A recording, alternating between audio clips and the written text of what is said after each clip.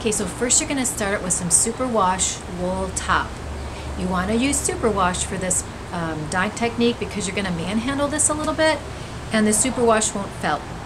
Okay, so the first thing you're going to do, I have about 5 ounces, and you're going to make a slip knot. Okay, just like that. And then you're going to put your hand through it. And it's like you're making a single crochet chain with your hand, and you want to just pull it through the loop. Now let's talk a little bit about quality. You want to use a good quality product, a good quality wool to make any of your yarns, because you start with quality, you end with quality. If you buy a mediocre or even a poor quality wool thinking that it's going to get better when you dye it or process it, it ain't going to get better. Trust me.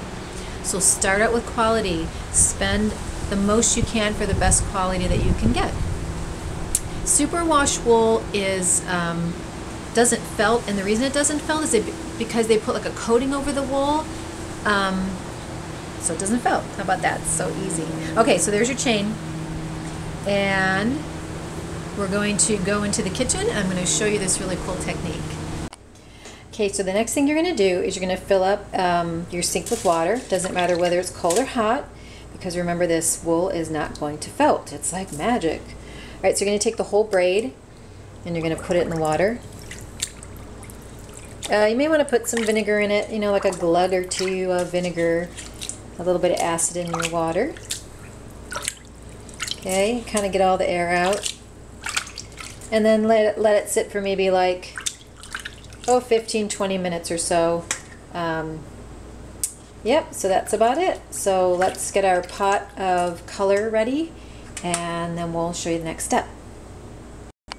So we'll talk a little bit about preparing your work surface. Make sure and put saran wrap on the work surface that you're going to use. Protect your countertops. Only use utensils and pots that you use just for dyeing strictly.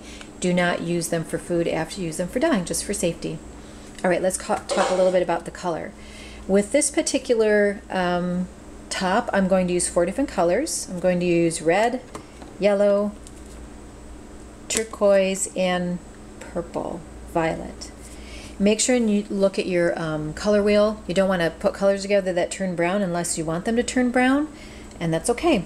Okay, so the first color we're going to use is, we're going to go from deepest to lightest. So I think I'm going to start with the turquoise. All right, so the pot's ready with the dye, and I'm going to show you a little secret to putting your hands into hot water. If you ever have put your hands in hot water with just a rubber glove on, oh my gosh, it is hot. So put on a winter glove first, and then put your rubber glove over the top of that, and it will insulate your hand. I mean, even those insulated rubber gloves, nah, don't work. This is way better. Okay, so I have my prepared top in a colander, and I'm going to put it in. See that pretty color? Oh my gosh, it's so beautiful. So wherever the braid is, it's not going to dye it. So you'll see. All right, so I am putting my hand in this nearly boiling water, and I barely feel it. It is like the best. Okay, so see how I can move this around, and it's not going to felt, so I don't have to worry about it. But I'm going to let it sit for a while and uptake that dye, and then I'll show you the next step.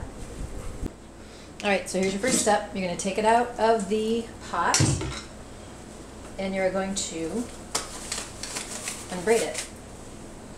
Let's find the end here. It's the other side.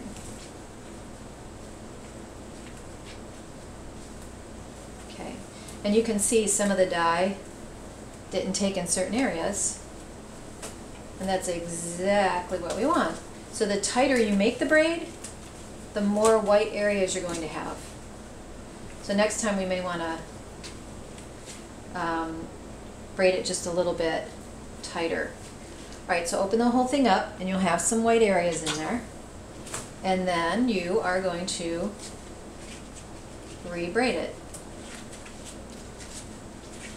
And see what I said about manhandling? There's a lot of manhandling going on. So make the loops kind of small, so it is a little tighter.